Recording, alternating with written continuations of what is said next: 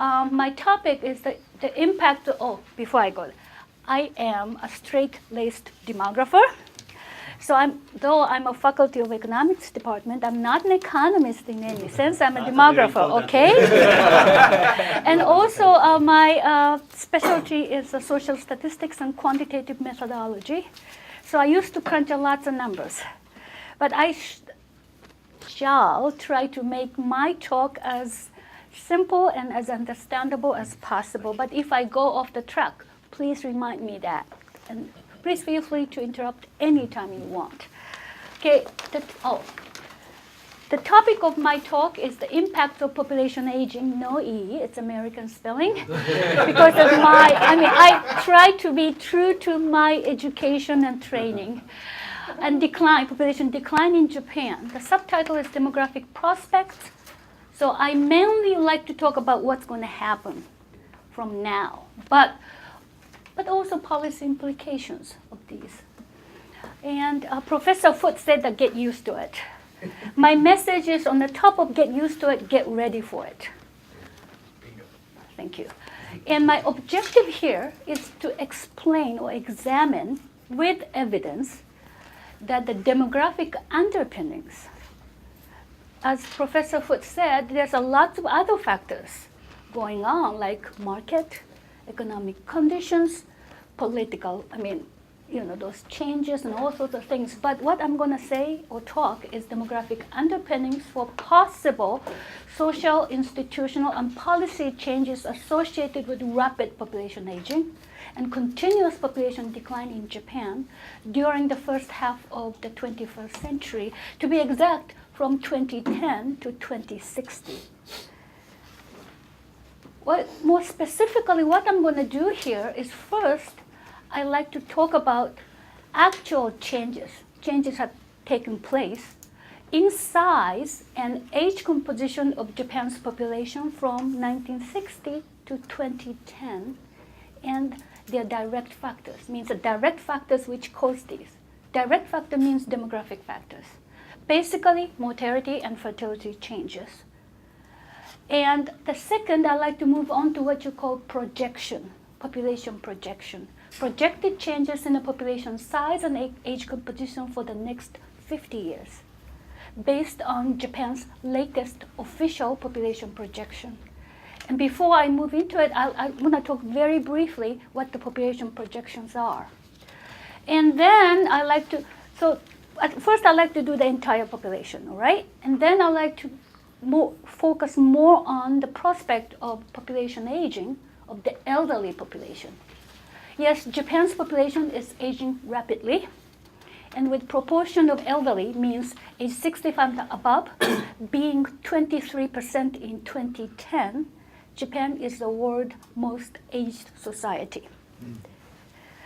But not only just the entire population, aging is happening in every single segment of population or subpopulation. So I'm going to look at in more detail about aging of the elderly population, which is, I think, one of the characteristics of Japan's population aging, besides the speed. Then I like to look at prospects of aging and decline. I said the workforce, it's not really correct. This is like a population at ages most likely to work, to be in the labor market. That's age 20 to 64. And I like to look at that. And then, based on these, I like to talk about implication of these demographic changes to the public pension system, the long-term care insurance system, and also care of the elderly by family members. Then I like to kind of wrap it up by talking about this sort of possible policy response. I think a lot of your questions focused on this, and Professor Foote responded to it, but I'm going to give you a real number, what we call replacement migration. And just let's look at the actual changes in the size of population. That means actual number, head count, and age composition during the past 50 years in Japan, of course. Okay, this is the number. This is the total. And this is the working age population, age 15 to 64. We call working age population. And this is age 0 to 14 children. In Japanese, Nensho Jinko. And this is Rounen Jinko elderly, 65 and above. This is actual number. And first of all, okay, after the war, this time, the population, of course, kept increasing. Then it slowed down, it's plateaued. And actually, in 2005, I think it was the peak year of our population for many years to come. Because 2006 is aged down just a little bit. And then the year after, it was just a little bit of increase. But in the past few years, the population decline became really obvious. And it's going to accelerate. If anything, population has a momentum, as Professor Hood said. Momentum is such that when population is increasing rapidly, even if fertility goes down below replacement, I'm going to talk about what the replacement level is after that. It's going to keep growing for some years. On the other hand, once population starts declining, even if fertility goes back the next year, by the way, Japan's TFR, total fertility rate per woman, in 2012 is 1.39, and provisional estimate of TFR per woman for Japan in 2013, which is too early to tell, is about 1.41. But anyway, it's 1.4. Even if this TFR is going to go back to maybe 2, which is 200% impossible, but even if it goes up to that level, replacement again, or replacement next year, Japan's population is going to keep declining. Probably while we are alive, all of us here. Okay, because there's a momentum. Like car, when car is speeding up very fast, you push the brake, the car still keeps moving, right? On the other hand, this car is just stop, and then you try to start with pushing the accelerator really hard. It's not going to start like that. I mean, population is not like Ferrari or Lamborghini. It's going to take time. So it's a momentum, okay? So this is sort of like a plateau and started edging down. But if you look at the different population segment, the working age population has started declining even before that. And of course, as you can see, this time, this is the years when the children of our post-war baby boomers were born. So that time is up and down, but it's more like, it's not too much of a change, but then started going down, down, down, down, down. And the only population segment which is growing is, of course, as you know, 65 and above, right? This is the percentage. I'm talking about here is the population aging, not individual aging, though they are related. I think conceptually you have to separate or differentiate that. Population aging is the increases in the proportion of elderly population in total population, usually. So this is that. And as you can see, if you look at the age composition, the population aging of Japan is really clear here. And if you look at the curve, this is not linear, it's accelerating. And also it started in the 1970s. It's really obvious, and the speed picked up, going like this, not straight, right? And of course, this proportion is going down, and this is up and down, but it's going to start really declining, the proportion of working age population. Okay, and I like to compare Japan's aging, population aging, with other countries. And you have my deepest apology that I didn't include Canada, but I thought the professor would do it. And I didn't want to steal thunder from his presentation, right? But I try to complement and supplement. Okay, as I said at the beginning of my talk, that Japan's characteristics of Japan's population aging is two. One is the rapidity. It's very fast. The second is the extreme level of population aging, ultra population aging. And the first is this, the speed, the tempo. to me, okay, society changes, economy changes, population changes. But what is difficult is not really the magnitude of change or scale of change. It's not from what percentage down to what percentage or what percentage up to what percentage. It's a speed, tempo. Because we, people's normative orientations and attitudes don't change as quickly. Also, social institutions don't change as quickly. I mean, social institutions, as you know, Max Weber said that the nature of social institution is a system maintenance, stability. Otherwise, it's not an institution. But because of that, if it's a real rapid demographic or economic changes, always it squeezes the social institutions. Okay, Japan, Japan is from Japan's official statistics. Everything else I basically got, but not always. Especially projection side is from UN, which is not really always very good, but I didn't have any other sources. This is what it means is that the proportion of elderly means 65 and above. In total population, 7%, 10%, 14%, and 20%. This is the calendar year that population reached to that level, okay? So Japan's population reached proportion of elderly being 7% in 1970.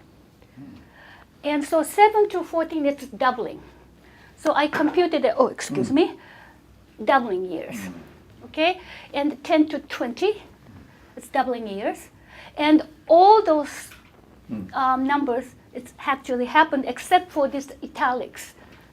Italics is the projected in the future. And look at this. Oh, sorry.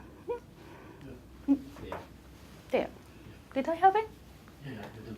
Okay, yeah, great. Okay, 7 to 14%.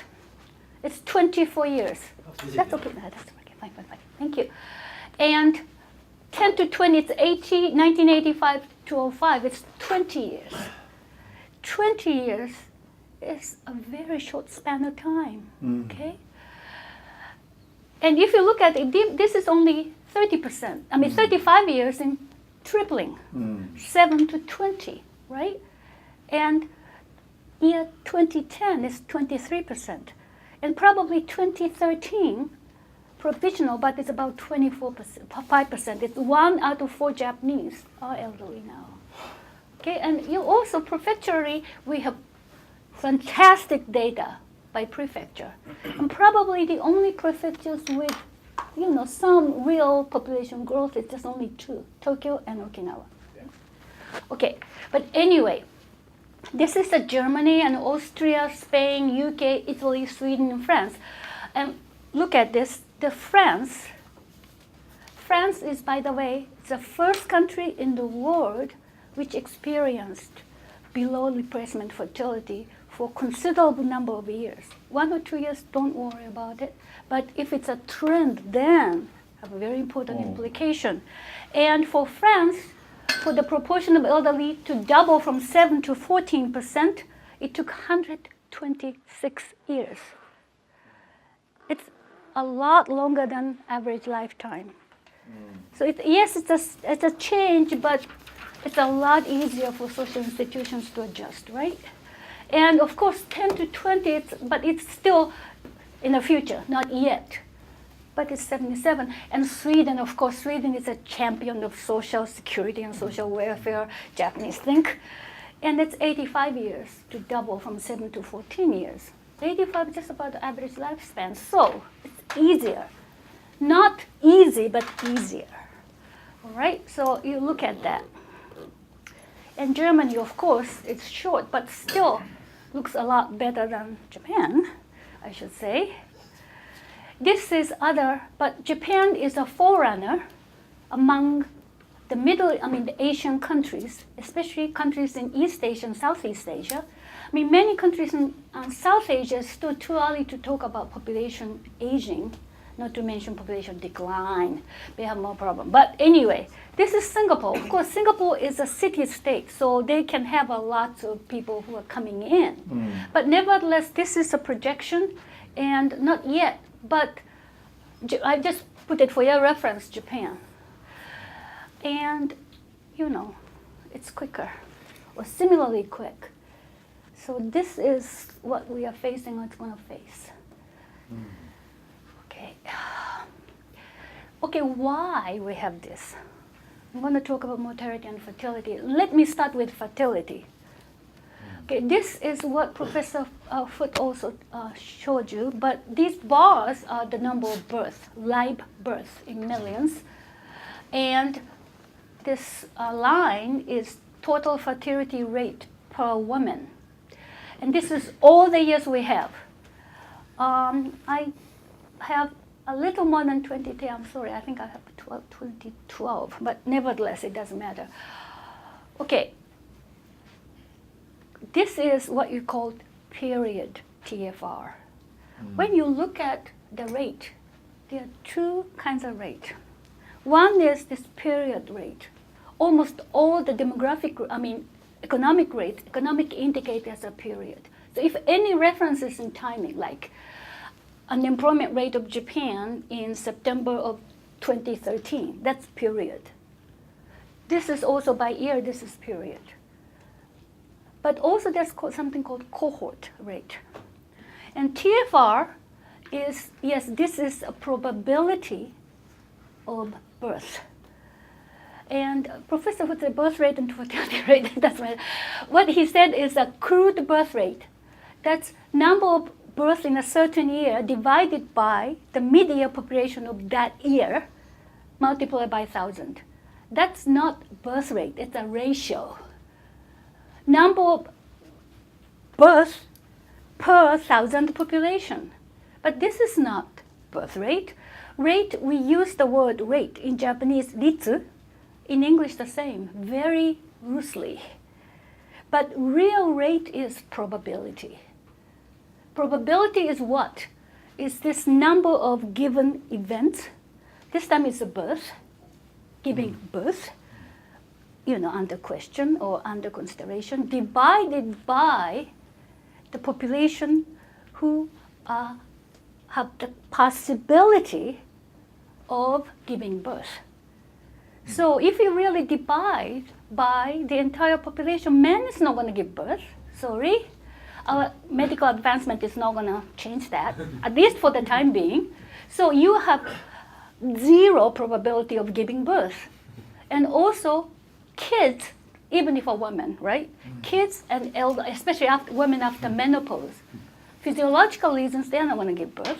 So you have to exclude that from the denominator, but also almost all the demographic behaviors or even economic behaviors are a function of age.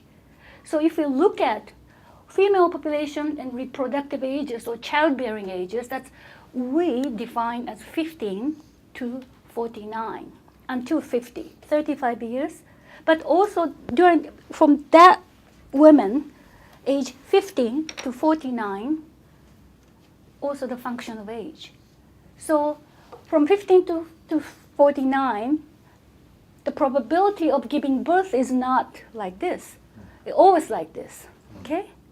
Of course it changes because fertility or reproduction is a function not only of physiological factors, but people's choice. It's a volitional behavior. So it changes, but never gonna be like this, okay?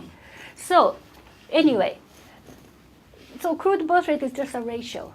Well, it has, so it's use of it because you adjust by the size of population. You do not have more number of deaths than the total population, right? But we typically use as an indicator of level of fertility, this total fertility rate, TFR. That is, we compute it by adding age-specific fertility rate for women age 15 to 49. I will show you later. So you first compute age-specific fertility rates for women age 15, 16 on to 49. And then add up summation of it. That's very important. What we are doing here is that you control or you remove changes or differences in the age structure of women in childbearing ages.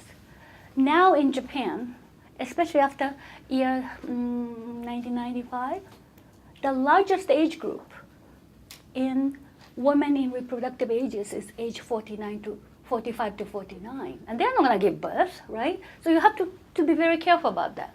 And this is okay because it's controlled. So you can compare Japan's TFR in year 2012 with that of Ethiopia of the same year, no problem. You can compare Japan's TFR in 1925 with Japan's TFR in 2010, no problem. But this is the level of fertility. That means, so sorry, you have to bear with me one more minute. By adding it up, what are we doing it? I think it's more important. Don't worry, we will not ask you to compute it, but you have to understand what those indicators mean. Okay, a fictitious group of women, not actual, okay, in the TV, no offense to people in PR or in mass media.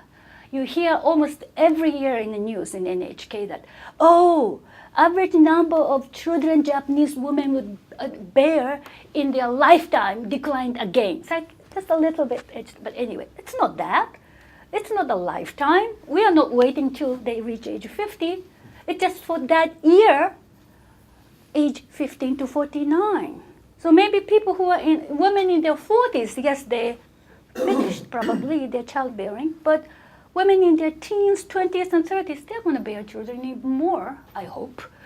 So what it is that it's this fictitious cohort or group of women. If they were to follow the age-specific fertility of Japan, say 2010, or age profile of childbearing in Japan in year 2010, and nobody dies from age 15 to 49, then they would on average have 1.4 children. Okay? So it changes by two factors, basically. One is at what level, I mean, on average, how many children women would bear. That's a real indicator of level of fertility, but also when they bear, timing. And because of that, you have to be very careful. So I would not worry about TFR in that number 2 digits below the decimal point. I mean, I was chased by Asahi Shimbun. There's nobody here, Asahi Shimbun, right? And they said, oh, it's so important in the TFR. And I said, don't worry about it. 1 year or two, it doesn't matter. 1.31, 1.32, it's 1.3. But what's important is that the trend. And if it goes really around that level, then what it is. I will show you this. This is 4.54 in 1947. Means if a group of women were to bear children in the age pattern of Japan in 1947, they would have had on average 4 to 5 kids. High fertility. It's not actually they had it, okay? And these 3 years, 47, 48, and 49, we have only 3 years of post-war baby boom. That's why we call this 3 years bulge generation. It's too short to call a generation, which is very different from Canada. Canada has one of the most prolonged post-war baby boom. I think about roughly 1/3 of Canadian population were born during this prolonged post-war baby boom period. Yeah, 20 years. We have only 3. Okay. Yeah. And then from this is 49, and gosh, went down. So in 1957, that's TFR per woman is 2.07. That's replacement. Okay, replacement fertility is 2, but 2 is a little. 2.1 is a little too high. It's according to mortality rate, age-specific probability of dying. So you cannot really pinpoint it. But a little below 2.1 is replacement. Or even roughly it's about 2, okay? So this 4.5 to 2.07 decline, Japan took only 11 years. But like France, it took more than 100 years. Like Scandinavian countries, Sweden, Denmark, it took about 80, 85 years. Even Germany, it took about 40 to 50 years. And that's 11 years. It's very quick. And our rapid population aging, one of the biggest factor is this, okay? And it reached replacement. And until 1974, though, of course, it's the year of fire horse and all those things up and down, but roughly, TFR was about 2.0 to 2.1. That's replacement. If it were to continue, it continued until now. We don't have this problem.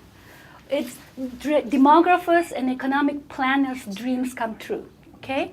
Replacement fertility, TFR being about a little less than 2.1, a little over 2.0, is that if that level of fertility was maintained at that level for a certain duration, meaning one reproductive, about 40, 35 to 50 years, population would eventually stabilize. Zero population growth. Don't increase, don't decline. Not only just that, age and sex composition also stabilizes. Great. So if it was continued this way until now, would have been great, but it didn't go that way. 1974 was the last year we had with TFR being above 2.0. Then it started declining here, but pushed up a little bit. So during that time, what our government said is, don't worry. This is what you call tempo effect. Means during that time, the timing of marriage among women and men, of course, started getting later and later, delayed marriage. So when that happens, what happens is that in Japan, people do not, have kids unless they are married. Or they marry because they want to have kids, I don't know which. But one thing is childbearing is closely tied with marriage, or the other way around. So when marriage timing gets later, older cohort of women, older women, already married and have kids, maybe two, and the younger ones are not married. So during that time, there's a slack. So this period TFR goes down. But eventually, younger women get married and they have two kids. Then that's okay, right? So people said, government at least said that, oh, this is the period effect. So it's going to come back right back again. And yeah, it came back again, but look here. And yeah, and during the 1990s, roughly Japan's TFR is 1.5. That's about 1/4 of a decline if it was maintained at that level for 40 to 50 years. And that's low. And actually, TFR being 1.5, empirically, it seems to be a threshold. The reason why is this population, fertility decline to below replacement levels happened almost all the developed countries. And countries in East Asia, most of it, not Mongolia, and many Southeast Asian countries. But no country so far that fertility went below 1.5 for a considerable number of years, never managed to recover above it. 1 or 2 years is okay. It's just a timing. On the other hand, but every country went through this. But after that, we can see a difference. On one hand, what we call, for people who made it, or countries who made it, is Nordic countries, and North America, and New Zealand, Australia, and France, and UK. That's either recovered near replacement or maintained in relatively high sub-replacement level, TFR being 1.8, 1.9, which is about 10% decline. Yes, it's a decline, but it's 10%. It's one group. And then the other group is the country which cannot stop sliding the fertility down to very low levels. That's Japan and some other, of course, even worse, East Asian countries, but also Southern European countries like Italy, Portugal, Spain, Greece, and also German-speaking countries. Germany for many years was known as a country with the lowest level of fertility, TFR being 1.4 probably since the late 1970s. For many years, not now anymore, and Austria. And I'm not going to go on why it's the case, but now we have seen polarization, so to speak. Yes, fertility decline from 4 TFR to 2 is big. It's half. It's a blessing. But 2 to 1 is completely different story. And so I'm going to say 1.5 is about 40 to 50 years, 1/4 of a population decline with population aging. Now, after year 1999, meaning in 2000, Japan's TFR is about 1.3 to 1.4. That's what German demographer Hans-Peter Kohler, my friend, said is that lowest low fertility. 1.3 means about 1/3 to 35% population decline in about 40 to 50 years. That's big. That's very different from 10% decline. 10% I think we can adjust, but 35%, and with the rapid population aging, it's very difficult to adjust, to say the least, okay? And I'm not going to talk about this here, but since Yamauchi-san, the same Noriko Hai, asked me to show my appreciation to her assistants, I'm going to talk this about a little bit. This 1966 is the year of fire horse. You know Chinese zodiac comes with 12 animal signs combined with 5 nature signs. So 12 by 5 is every 60 years you have year of fire horse. Yes, this year is again the year of horse, but not the fire horse. Fire horse is 12 years from now, every 60 years. Okay, according to the superstition, in my opinion, Chinese zodiacal superstition, in their legend, the women who were born in the year of fire horse were known to be stubborn and strong-willed and very difficult to control because they ate their husband if they didn't like their husband. So it's known to be a bad year to have a girl. And this year, I think why it happened is that time Japanese had the means to control their fertility, timing of their fertility, but they did not have a technology to detect the gender of fetus. Now we have it, right? But so they wanted to avoid having a girl this year. So as you can see, the year before and the year after, we have the up. But 60 years before that is 1906. We do not have a good statistics because our first population census was conducted in 1920. So we do not have a good data on denominator, but in any indication, we don't have this. Not much, no. And 120 years before that, which is 1846, it's the 4th year of imperial era of Koka 4年. It's the year of fire horse. No such sign. It's not that the Japanese were less superstitious. I'm sure they were at least equally superstitious, but they didn't have the technology and means, and also they had many kids that time. So, but this is so that technology availability combined with what you call announcement effect. Mass media made a big deal out of it, right? Oh, okay. And this is number of birth. And these 3 years, year 47, 48, 49, the bulge generation, post-war baby boomers, we are never going to have as many, the time that this many children are born. This is, I'm sure with certainty, this is the 3 biggest birth cohorts in our history. Until now, and in the future as well. And these are the children of post-war baby boomers. We call the bulge generation juniors.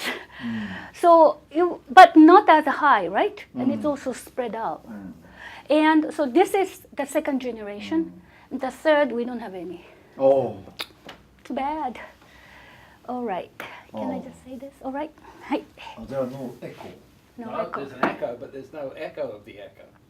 There's no grandchildren. Okay, and also just for you, because Professor Tadokoro Sensei told me to make my talk easy to understand, so I'm going to tell you. Okay, population decline or increase is a matter of changes in absolute numbers. And basically, population changes or size changes takes place by number of births, number of deaths. You add number of births, subtract number of deaths, you add people who are coming in or came in, immigrants, and you deduct the people who went out. So it's international, national population, it's international immigration and international outmigration. And we called the difference between number of births and number of deaths as natural increase. This is a technical jargon, sorry. But it's basically natural increase or minus increase as natural decline is the culprit of our population decline. And it happened or started in 2005, right?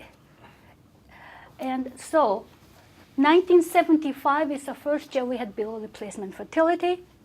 And the first year we had edging down of our population size is 2005.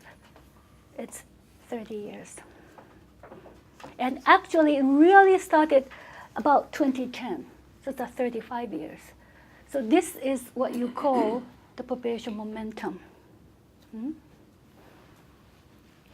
So population decline takes place when a woman who are born in the years with the below replacement fertility bears the children at below replacement levels. Huh? Okay. Oh. Sorry, bear with me. I said that's a period fertility. So it moves or changes by two factors.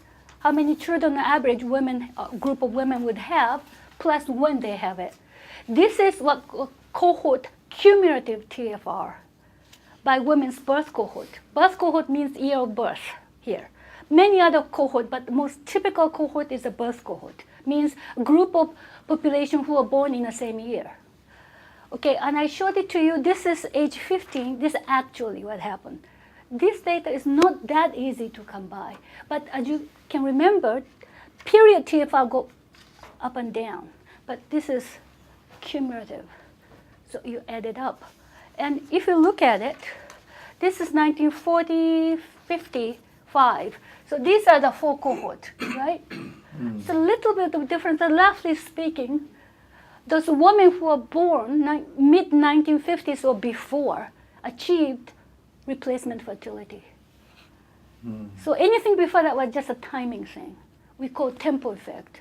There's many ways to decompose, but I'm not going to talk about it because I'm going to bore you. But look at this. This is the women who were born in 1960. And then this is 65 here. They almost finished childbearing. Individually, there are some women who give birth after age 40, but it's not going to change the average. So they are done, basically. So when it happened, we are really worried. If you look at it, this is about 1.85. That's real below replacement fertility, okay? And this is about 1.6. That's low. And also look at this space. So when it happened, we are really worried. Okay. Do you know what has happened in the average year of first birth? It's coming later. Yes, I will show you later. Sorry. But I just wanted to show. These are, the cohort who went through their teenage years and early 20s during our bubble economy. So if the population economist of University of Southern California named Dick Easterlin hypothesis is held true, or even Gary Becker said that children being a form of durable goods, then if they have this very strong materialistic orientation and consumption needs, they would like to have cars, they like to have a vacation, they like to have nice Gucci bags, whatever, or Louis Vuitton bags, well, they're going to, have less number of children, and it seems to be true, these two. I mean, these are the 60s birth cohort. And that time, we all worried that are they the forerunner, means it's indicative what's going to happen in the future, or maybe exceptions, because they went through their teenage years, formative years, in terms of as an adult, during this very specific, in a way, special, exceptional time in Japan's history after the World War II. Well, yes and no, it looks, because this is 1970 birth cohort. Yes, the decline is less, but it's even lower. And this is not going to go back like this, ever, ever. So I don't think it's going to even reach 1.5, I'm afraid. And that's low. Because it's not going to come back like that. And this, you are not sure it might go like this, but no matter what, how you look at it, we have below replacement fertility. So we are going to have rapid population aging and continuous and probably accelerating, for the time being, population decline. Oh, sorry. Oh, no. Oh, yeah. And timing, yes. I said TFR is a sum of age-specific fertility. And this is 1947, with TFR being 4.54. Age profile of childbearing. And this is typical of, what is typical here is like this, right? Concave or convex? Oh yeah, anyway. This is typical age profile of prolonged childbearing. Means women kept having kids till the onset of menopause. So that time, this is a pattern like you have 4 to 5 kids on average, right? And then 1960, which is shortly after, or just almost the replacement fertility year, it's 1.06 this year, 1960. And 75 is the year when our below replacement fertility took place or started. It's 1.95 or something.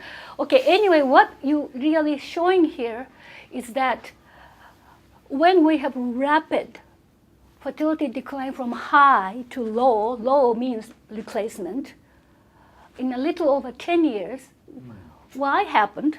It's one thing. Okay, by the way, sum means this space, right?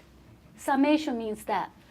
So to have 4.5 TFR, this is the total space. And 2 is this total space. And so where decline is this part. Right? Of course, peak is also decline, but the biggest decline came from here. So older one used to be like this, now goes like this.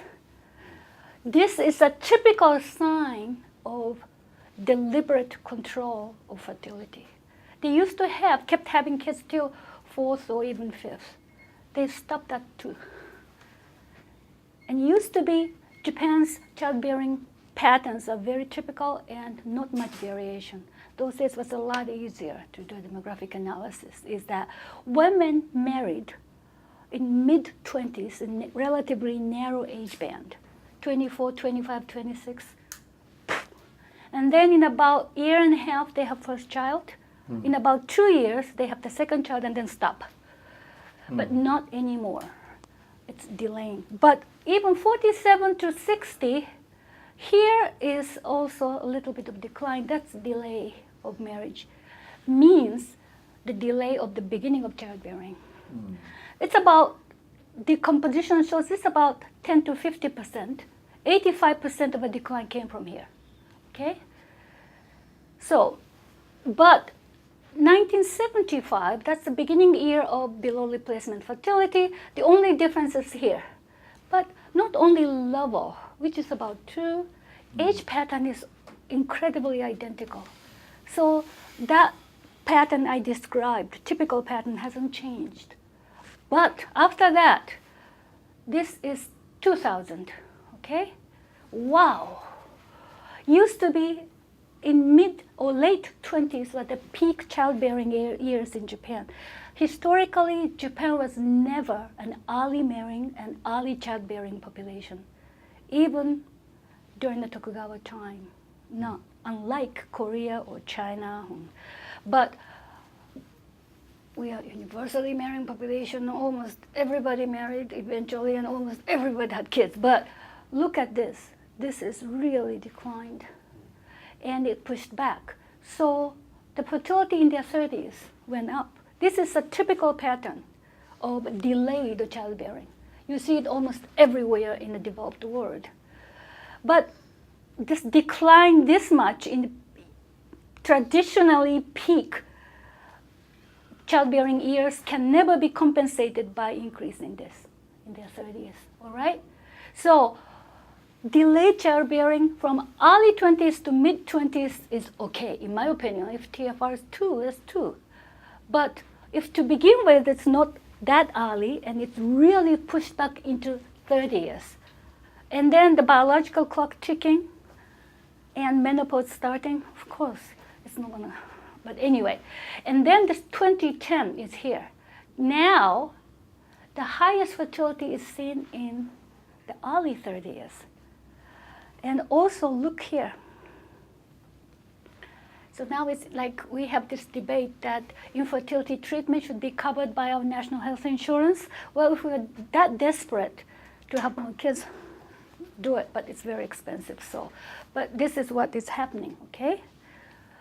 Now, the biggest culprit, okay, of this, as you can see, from this you can just see it. Why we have this very low below replacement, but very low below replacement fertility. Probably the biggest factor, probably the solo factor, is delay of marriage, or not even delay, increasing non-marriage. And that's really, I think, important because Asia, including Japan, has this tradition of universal marriage. Everybody marries eventually. Never early marrying, but universally marrying, yes, for centuries, which is very different from Western Europe, for example, or even US during the there's time, right? But like when I was a teenager, I mean, if a woman was not married in the early 30s, people thought something was wrong with her, right? don't. And they said, oh my gosh, so there's those matchmaking middle to elderly woman goes around and they try to find a good husband's material for her and have an arrangement to meet each other, omiyai. But not anymore. Okay, and I show you what. This is the best way to look at the timing of marriage. This is what you call percentage never married by age. This is a woman. I know this is a matrix, and policymakers hate matrix. They want to have one single number, but bear with me because, okay, and I'll show you later, but nevertheless, this is good. And I just draw the line. This is the year that, that's 75, the last year we have replacement fertility. And after this is a below replacement fertility, and it's going down, all right? And this is like 70%. If you really look at it, this is a little different, but about 70% never married means 30% married. It's early 20s, now it's 90%. That's not bad, but look at this. It's about 20%, now it's 60% never married. Triple, even more than that. 30, as I said, if you are not married in early 30s, people thought something was wrong with her. Okay, sorry, you please do not quote me. That's where the word spinster came from in the first thing. It's 8 to 9%, right? Now, 34, 35. That's national average. Tokyo is more than 50. So like feeling-wise, it's almost so few people are married. Everybody's never married. Okay, but anyway, this is late 30s. Okay, here, 5%, 23%. Of course it's gonna decrease, push down the fertility because Japanese women still do not have kids unless they marry, or they don't get married unless they want to have kids, whichever.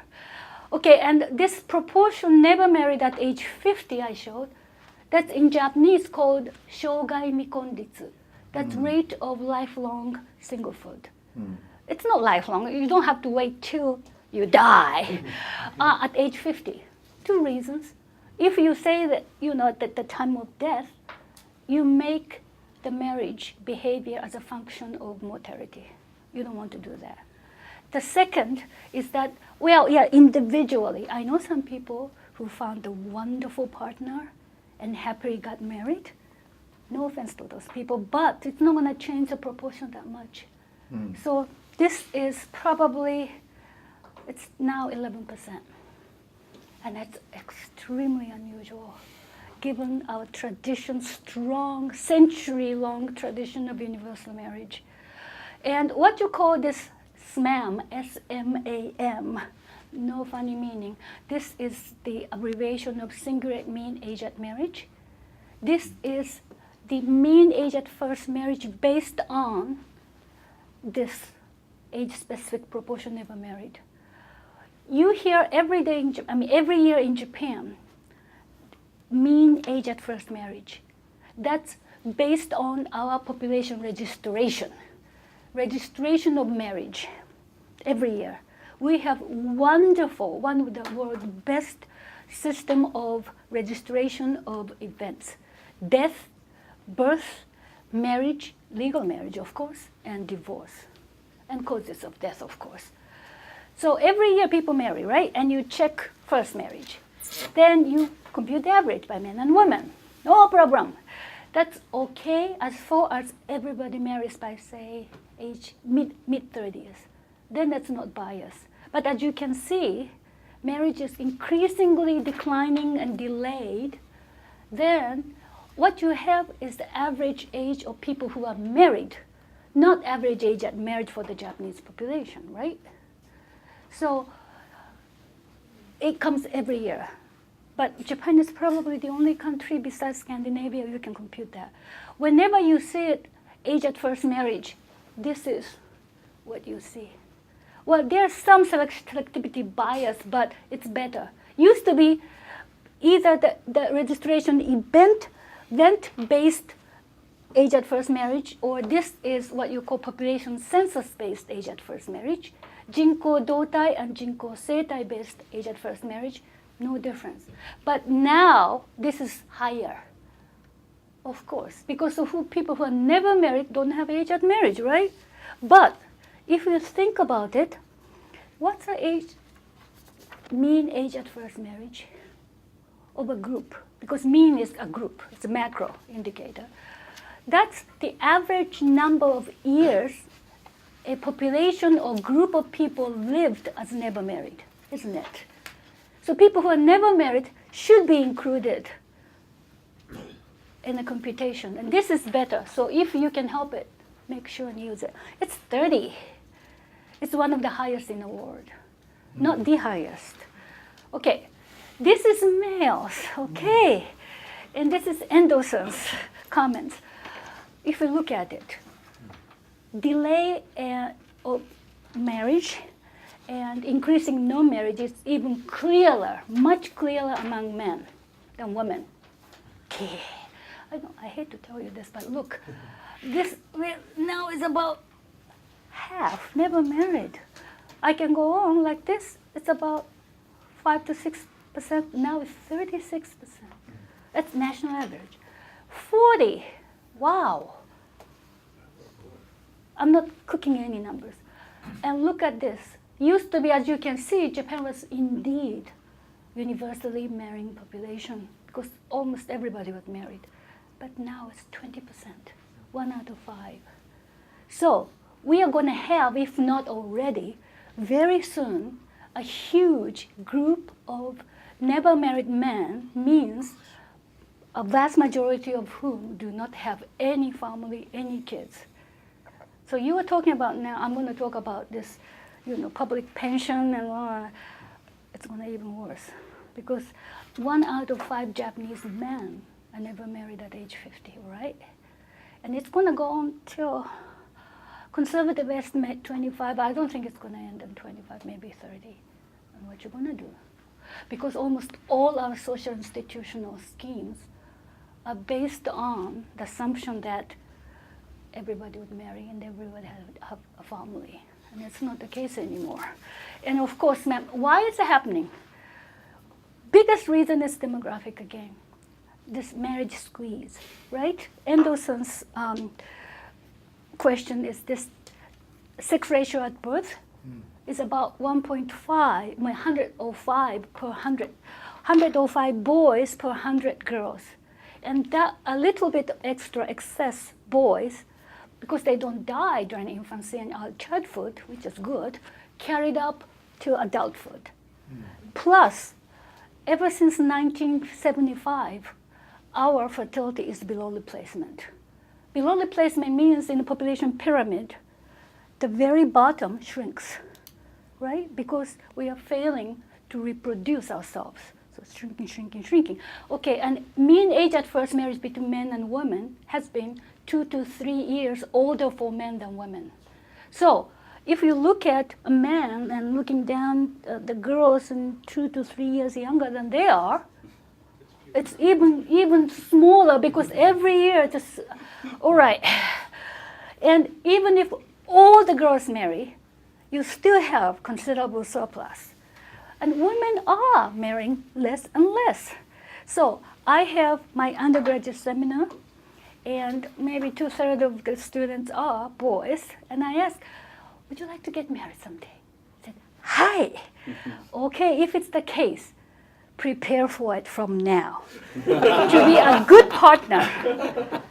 You help your wife to raise your kids, do the housework, be a good companion. I said, all right. But also the other advice I would have is just have a more flexible attitude. Try to target a woman maybe 5, 6, 7 years older than you are. Our life expectancy is, I think women is younger on average about 8 years, so you can die at the same time. No, this is not, no. This is not what that means. But anyway, right? You should be flexible. But anyway, so this is the lesson I can tell you. But this is what's happening. Japanese are not marrying. And the degrees among men is even worse. As far as the sexes, the marriage is two-sex problem or issue, it's going to happen. It's going to get even worse because we have a really low fertility. Oh, sorry. Yeah, here. Okay. Oh, one more thing. As I said, the biggest culprit is declining marriage. In the context that the people do not have kids unless they are married. At least they are married by the time they have kids. Our out-of-wedlock childbearing proportion or rate has been about 1 to 2% ever since 1960, which is very different from Western countries. I think like Canada, US, France, and the UK, it's about 1/3. Half of the children born in Quebec are born Yeah, right. unmarried. Yeah, but it doesn't really mean that. But anyway, we have about 2%. Well, it's double from 1%, but it's 2%. But it's like that in other Asian countries. So that was the biggest reason, that direct factor. But also marital fertility, means fertility of married women or couple, has been declining in recent years. So if you decompose, the fertility declined since 1990 until 2010, which is not that much of a decline, about 30%, due to the decline in marital fertility. And I will show you. This is by duration of marriage. This is currently married woman from our National Fertility Survey time series. Look at this. And they don't marry at about age 30, right? So this group is their early 40s, probably, or late 30s. And it used to be, and it's coming down. And this is a good indicator of marital. This is okay because they're still, early years of marriage. But, oh yeah, I don't know whether it's going to go up to 1.9, probably not. Then we have double problem. Okay, this is life expectancy at birth. This is not the average number of years a cohort of people live. We are not kids. I fell off from my chair because the news, NHK, said that, is it that 2010, life expectancy at birth, heikin jumyo. In Japan, especially women increased again, and it's at 80 something. So that means this is the number of years people who are born in 2010 would. No, we don't know how many years they're going to live. It's in the future. But this is again what we call synthetic cohort approach. This is if a fictitious cohort of people were to die by an age-specific mortality rate of a given year of a population. That means in Japan, 2010, then on average, how many years they are expected to live. And we usually separate by men and women because it's very different between men and women. And what I want you to take a look at, this is life expectancy at birth. This is at age 65. Yeah, right. This is conditional probability of dying, right? So assuming that people who lived until age 60, how many more years on average they are expected to live under a given age profile of dying. And you look at it, just always women tend to live longer than men. Of course, we know that. But it started, the gender gap is getting bigger. And this is 65. It's about, for women, it's about 23, 24 years. So you add up 24 to 65, it's almost 90, isn't it? And men is a little like 19 years. So it's 84. If they survive to age 65, men are expected to live about mid-80s, women to late 80s. By the way, the most rapidly increasing segment of a population in Japan, right? I mean, the past 10 years is age 85 to 89. The rate of increase is really rate. Okay, I'm just going to go on. Now I'm going to talk about projected changes. The population projection I'm going to talk about, this is the latest population projection of Japan. This official projection. The projection is done by a group of demographers at the National Institute of Population and Social Security Research. It's part of the government, but I'm the chair of the committee on this, which is the part of Social Security Commission of the Japan Ministry of Health, Labor, and Welfare. So I gotta know what's going on. But before I start talking, population projections are not predictions. This is the projection. You know what the projector means? Based on what happened, you project toward the future. So that's why I talked about what happened. And based on that, projected. Okay, the three biggest factors. One is mortality, one is fertility, the other is international migration in and out. And this, what we use is what's called cohort component method. I'm not going to go into detail. It's a different zillions of variations, but almost all the population projections use that. And Japan's cohort component method, we are brushing up. Each time we usually do after the population census, so that we have the population count by men and women and single age. Based on that, we projected. So this is based on 22 population census of Japan. And we have it 50 years official, and 50 more years as a supplement. And projections is such that you know what the projector is. As it gets more distant, then it gets wider, right? So means, the accuracy would decline. Also, this is a scenario. So we have three scenarios for mortality and fertility each. We call high variant, that's a high mortality or high fertility scenario, and low variant, which is low, and in the middle, which is the medium variant. So 3 by 3, 9 combinations. What I'm going to show you is based on medium variant of fertility and mortality projections. And like Australia has also 3 scenarios for international migration. So they have 27 combinations. The US don't publish that many because unlikely combination they don't publish. But we might have to really come up with a different scenario for international migration. It's going to get really complicated. China, in addition, has 3 variations of movement within the country. Oh yeah. That's regional projection is different. We have prefectural population projection. It's up like in 20 more years, I think, something like that, until 2030. Internal migration within a country, it's very difficult to project. People move around. Okay, but anyway, this is projected population size. Can you just see this? Really declining. Why it declines? The biggest reason is working age population decline. 65 is going to go up, and then edges down. And this is straight down decline. But this is actual. Oh, by the way, I have 2 sets of handouts just in case. This, whatever I'm showing you in the graph is based on this. And please do not quote without contacting me. These numbers are based on our official population projection, but I haven't used it as it is. I used Excel like crazy, sorry. So if any mistakes, that's my responsibility.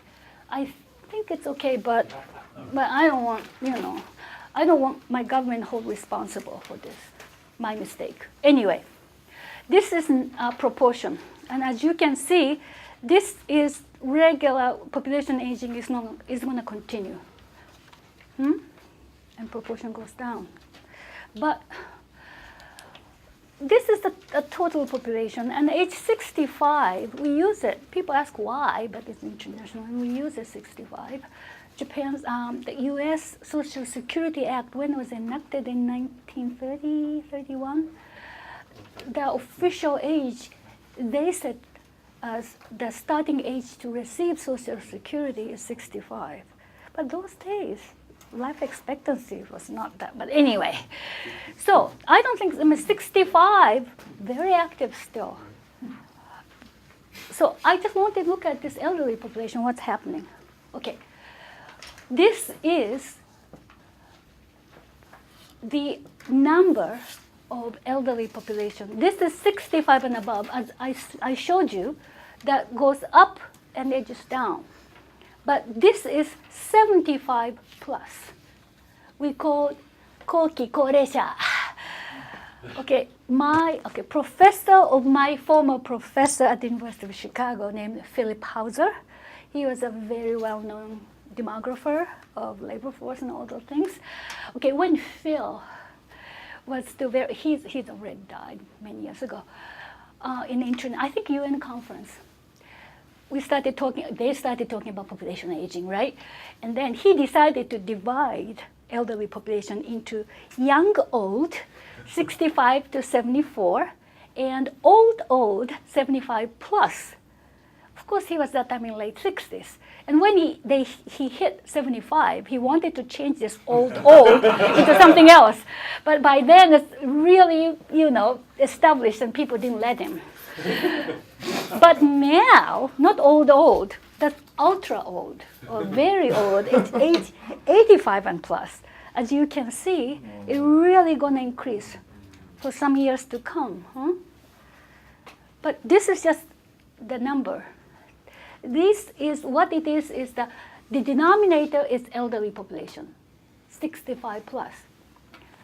And as you can see, this is old, according to Phil Hauser. It's about half now. And it's going to go to almost 70%.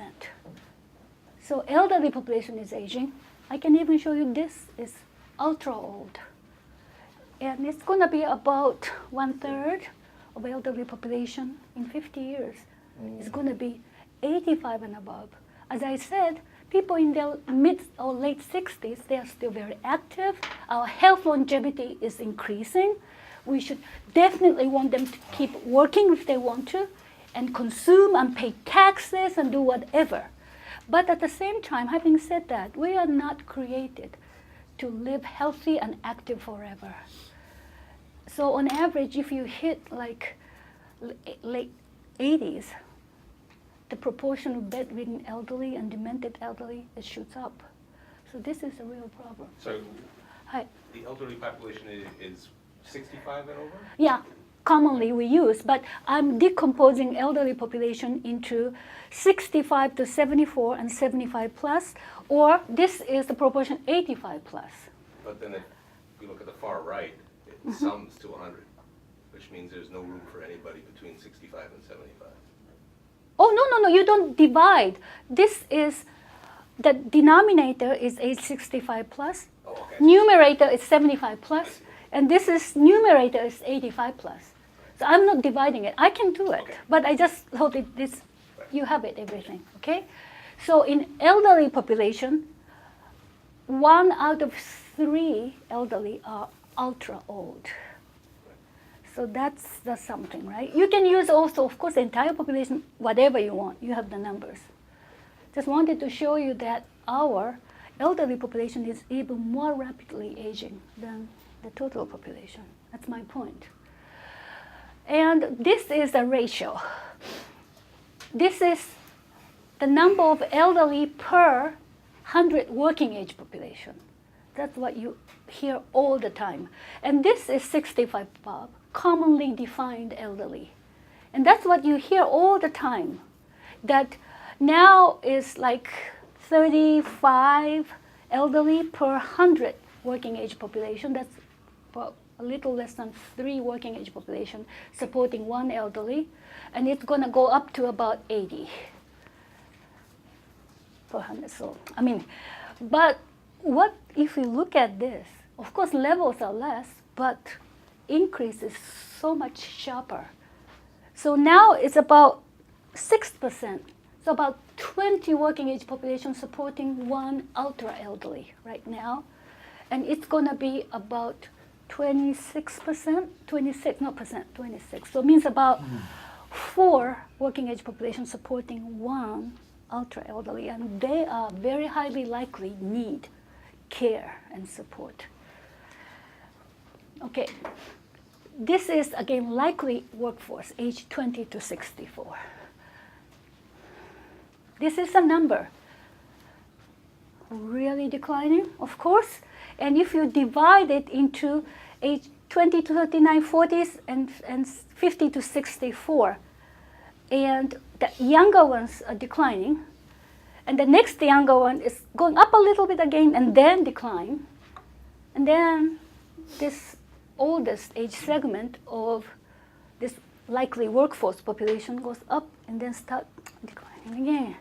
So also this age group is going to age. Sorry, and this is a proportion I'm not going to go on, but we. All right, so what these demographic changes have implication toward our Social Security schemes, public pension and long-term care insurance, that's kaigo hoken, all right?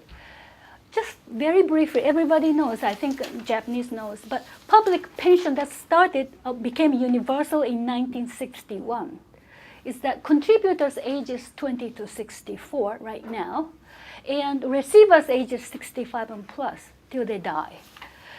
The other important thing is that this system is what you call pay-as-you-go system, basically.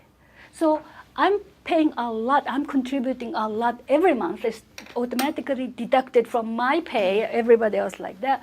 What I pay or I contribute this month is probably used to the elderly next month or the month after that, from right to left. So this, we are not saving anything for our old age. It's pay as you go. And as far as I know, I'm not an expert, but the only major country which has this system is Japan and the US. US Social Security is like that. But the US Social Security, it has to be funded 100% by Social Security taxes. So it's different from ours, but nevertheless. So, of course, this is vulnerable for changes in the size and age structure of population. 1961, we have like this population pyramid. Now it's like this.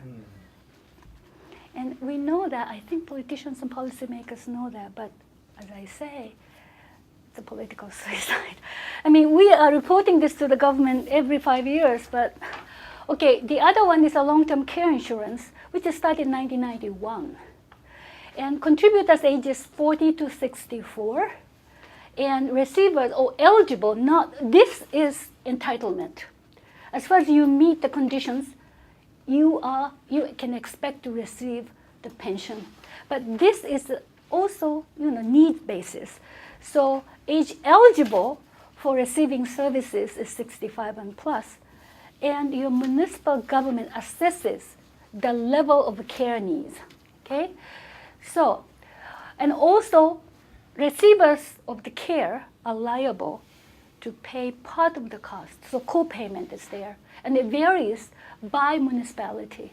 And I know this works very well in highly congested urban areas, but not in sparsely populated rural areas, right? If you to deliver one service, you have to drive 3 kilometers. It's not really good. But anyway, and care needs, degrees of care needs are assessed by municipal government. And also, I'm going to talk about family care. Since 1990, the Japanese government has adopted a series of policies to encourage family care for the elderly, or care of the elderly at home care, starting with what you call Golden Plan, and then a new Golden Plan that subsidized adult daycare and other services to family care for the elderly at home. Then this policy efforts has culminated in establishment of foundation in 2000 and started in 2001, the long-term care insurance scheme for the elderly. Okay, so let's look at for the pension demographic underpinning. This is the ratio of population age 20 to 64, contributor side, to 65 and above, receiver side, and also age 40 to 64, that's a contributor side for the long-term care insurance, and of course receiver side is the same.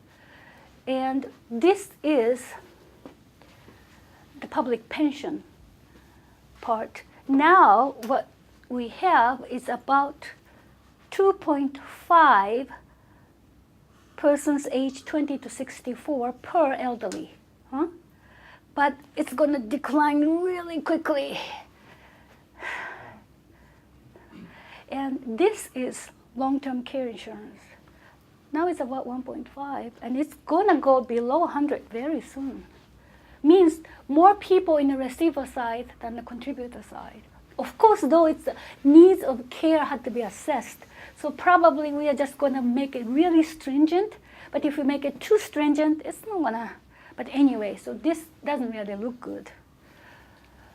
Okay, and this is what you call family care ratio. It's my terminology, so please don't you quote me. You can hold me responsible. This is ratio of per 100 of women aged 40 to 59 to 100 elderly. And I divided elderly by age group.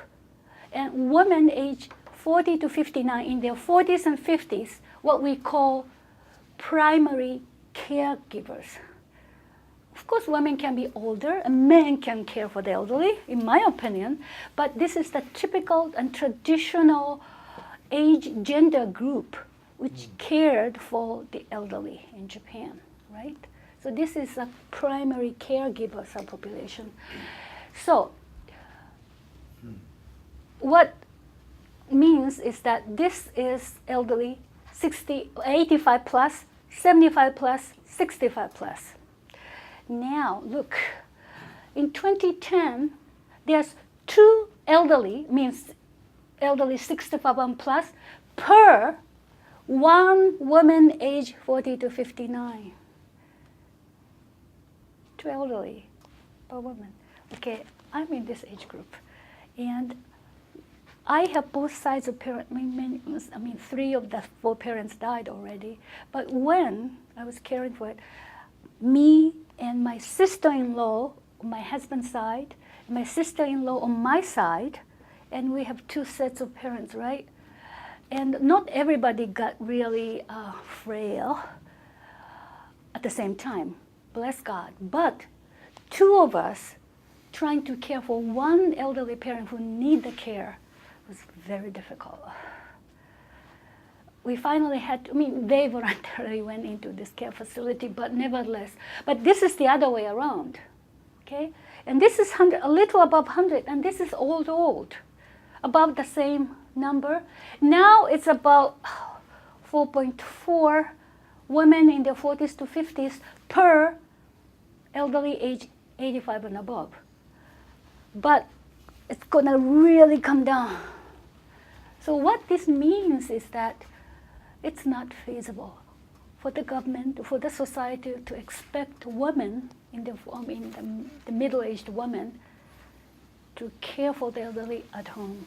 This is just not possible, I don't think. And this is just a ratio, okay? Professor Tsuya, I hate to insist you, but Okay, I'll wrap it up very quickly. Also, women work increasingly more. This is what you call labor force participation rate. And this is also the paid work outside the home.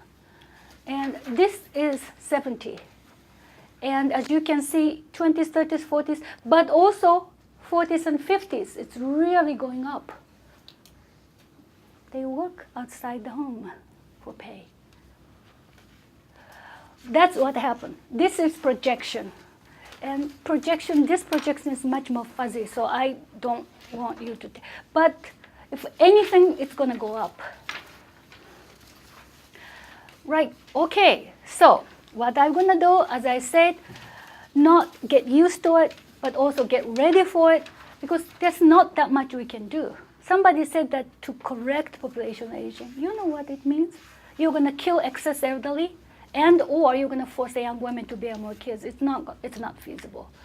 So we have to be ready, because this is a consequence of social and economic changes and demographic achievement we have succeeded in bringing about. So we have to take it and be ready for it. One thing, as Professor Foot said, nice about demographic changes is that we cannot pinpoint the change, but we can have the general scenario, and it's not going to go off the cliff.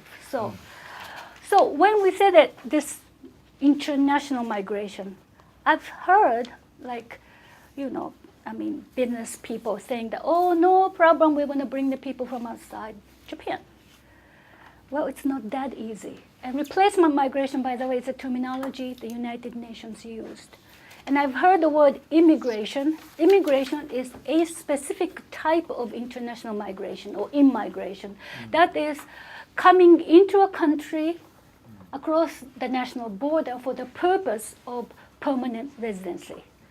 But other international migration take place, like labor migration. People come to study, people, go to Disneyland. But anyway, and what replacement migration means, I'll show you what. United Nations had this estimate, very rough. It's that Japan, if Japan were to maintain the population size of year 2000 until 2050, for 50 years, every year, on average, how many net international immigrants we have to have every year for 50 years. Okay, to maintain the total population in 2000 to 2050, net immigration, 343,000 every year, net. Well, people come in, but people go back. So this is just a sheer number. This is just a calculation on the desk. It's not something that's going to happen. But to maintain the population size of 2,000 in 2050, you have to have every year this net, 343,000. Okay, for your reference, according to our census, cumulative number of foreign population in Japan is about 2.2 million right now. And this is something. But it may be not impossible. Well, next comes is the working age population. To maintain it of 2,000 in 2050, It's about 650,000 net every year. Okay? What's most important is this ratio of working age population to elderly.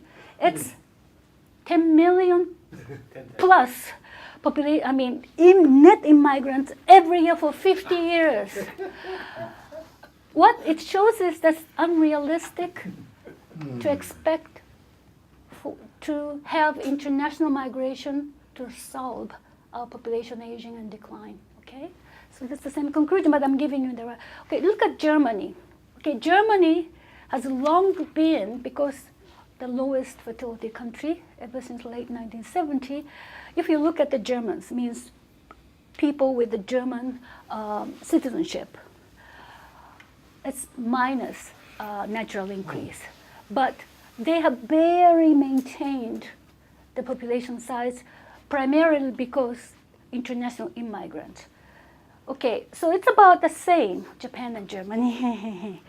But okay, this is the assumption. Japan is 0 right now. And Germany this is about the average. In the past 15 years, net immigrants Germany had. So, in other words, Germany is used to it.